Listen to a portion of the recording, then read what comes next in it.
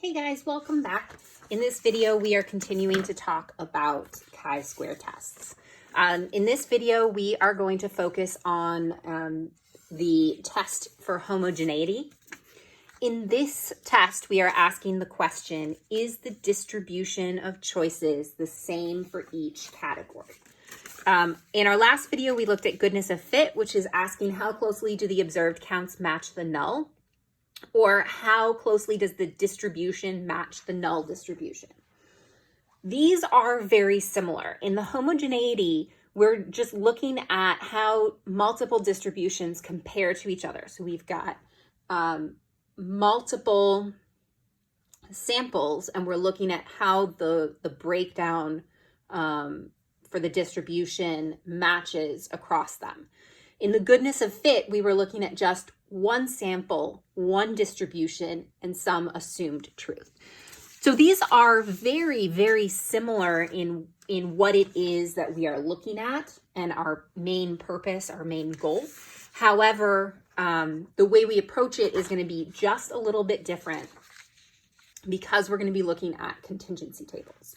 So again, we're going to do this looking, starting with an example. So we have reports from 4 colleges on the post-graduation activities of their 2011 graduating classes.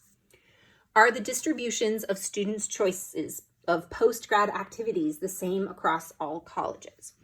So what we have here is we've got 4 different colleges, and these 4 different colleges are 4 different populations. So we're looking at the population of agriculture. We're looking at the population of arts and sciences. So we're looking at each of these as their own population, and they have a distribution of post-grad activities. And we want to see how does the agriculture distribution compare to arts and sciences and so on. So, what we are going to do here is we need to start with our null and alternative hypotheses. So our null hypothesis, in this case, it's going to be that students' post-grad activities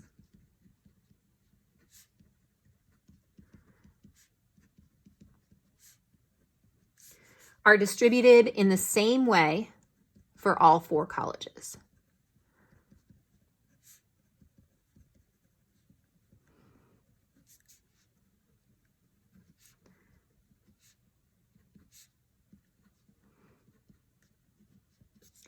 Our null hypothesis, or I'm sorry, our alternative hypothesis is going to be that students' post-grad activities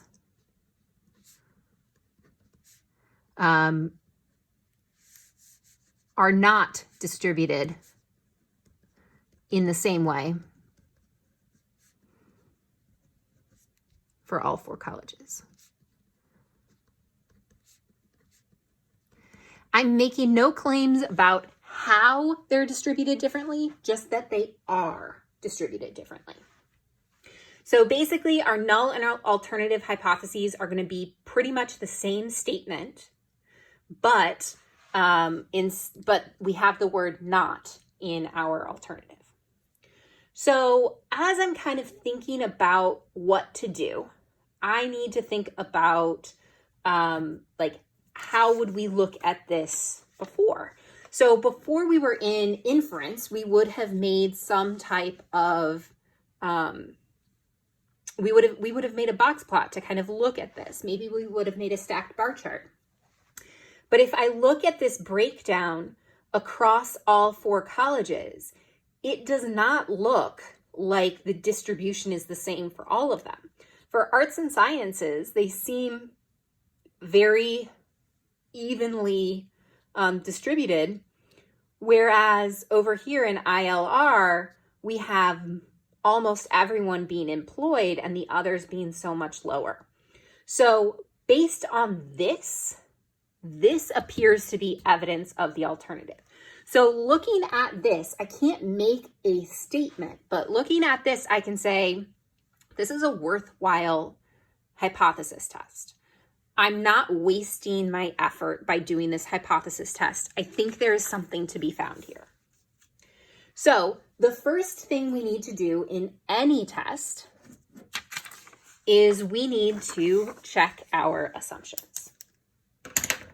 So we have the same assumptions to be checked that we had for the goodness of fit test, which is really convenient. So do we have counted data? Yes. When we are looking at independence, we need within and across. So within means that all of the agriculture students are independent of each other. So we have to assume that that is true. And across means that the agriculture students are independent of arts and science and so on. And so we have independence in both of those. So we're assuming that all of our responses were given independent of each other. Random, we are going to hope that this is representative.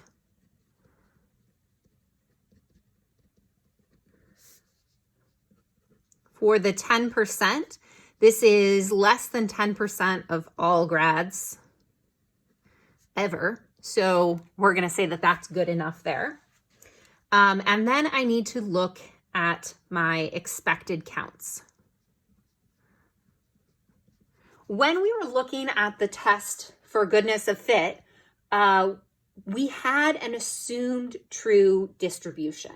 And the expected counts become a little bit trickier to find when we have a contingency table instead of just an assumed truth. So what we're going to do to find these expected counts, and this isn't quite right, I'm missing something.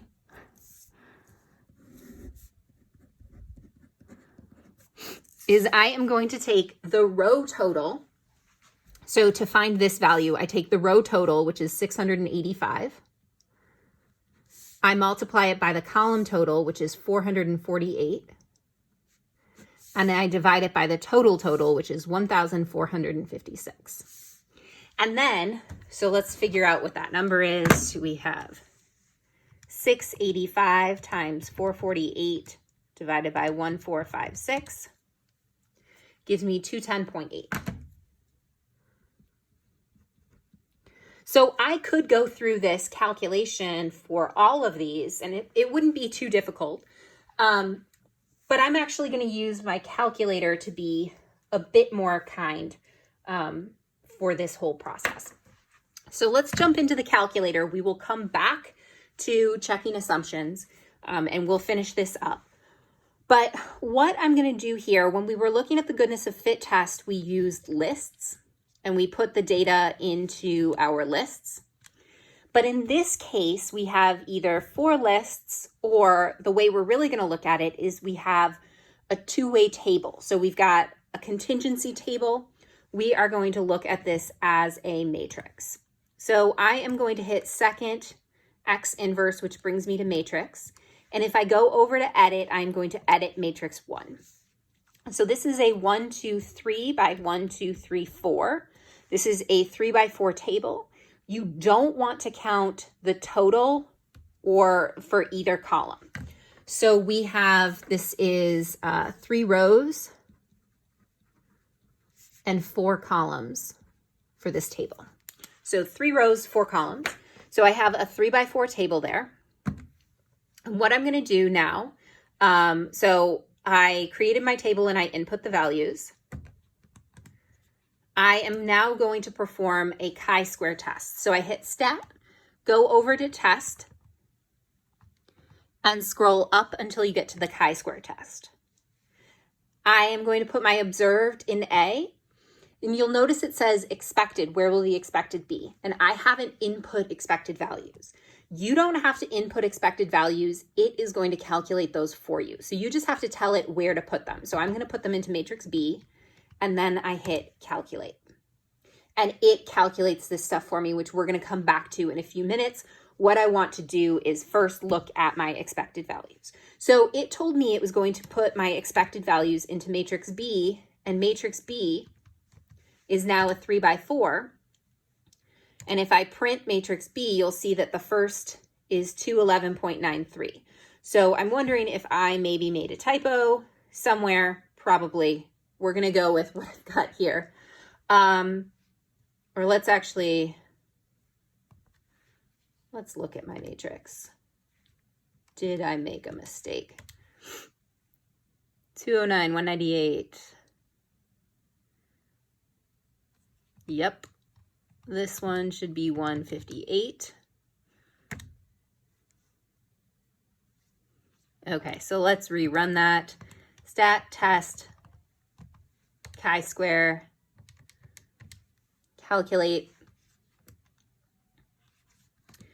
and I am going to go look at matrix B. Instead of looking at matrix B by printing it, I am going to go and edit matrix B. And the reason I'm going to do this is I can see all of the values.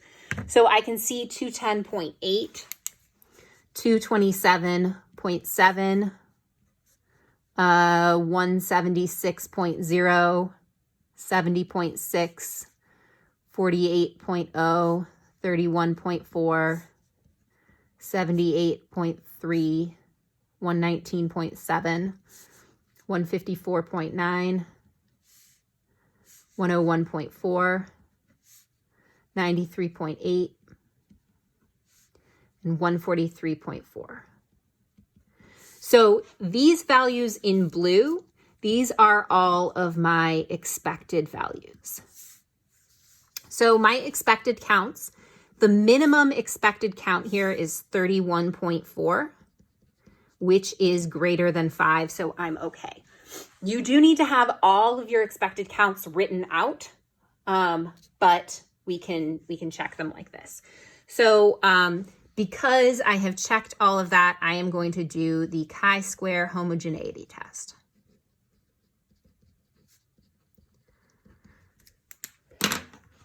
Just like before, we need to calculate our test statistic so that we can find our p-value, and we need to find our degrees of freedom. So our test statistic is calculated exactly the same way. So these values are my observed, these values are my expected.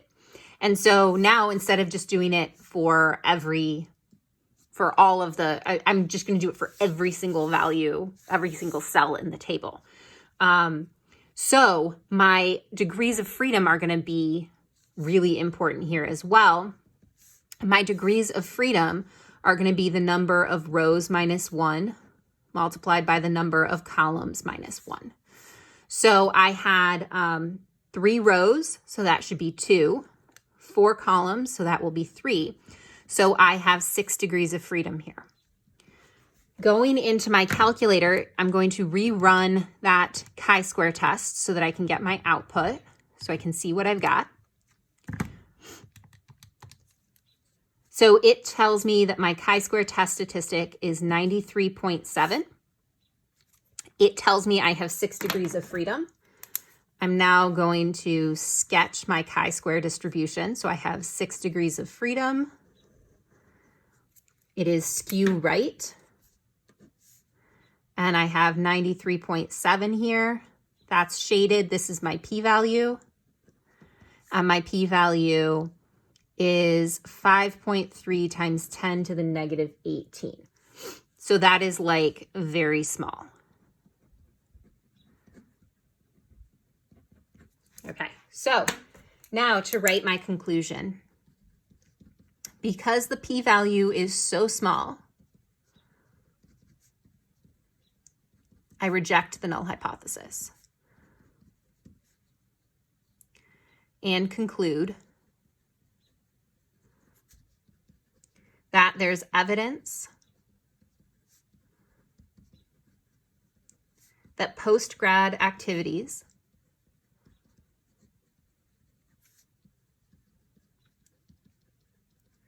of students from these 4 colleges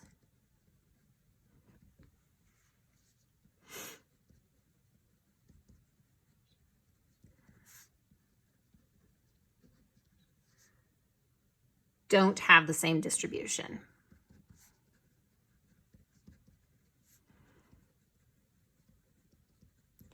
So what I found mathematically supports what I found graphically. And that's a really important thing. One other piece that we want to consider here is the contribution, which is kind of the residual. So that is going to be the observed minus the expected divided by the square root of the expected. So basically, it's the square root of this for each of the cells, but it has the sign associated with it.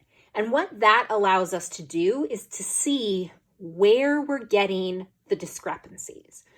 It allows us to see where things are really not in agreement, like 39 and 78.3. This is really not in agreement. And the observed is much smaller than the expected. So this is going to be a large negative number. This is also going to be a large negative number. So when we're looking at these, we'll kind of be able to see, when we look at these values, you can see where the large contributions are coming to the difference, like 209 and 210. This is going to have a very small contribution. So this isn't going to have a big contribution, but this one or this one are going to have really big negative contributions.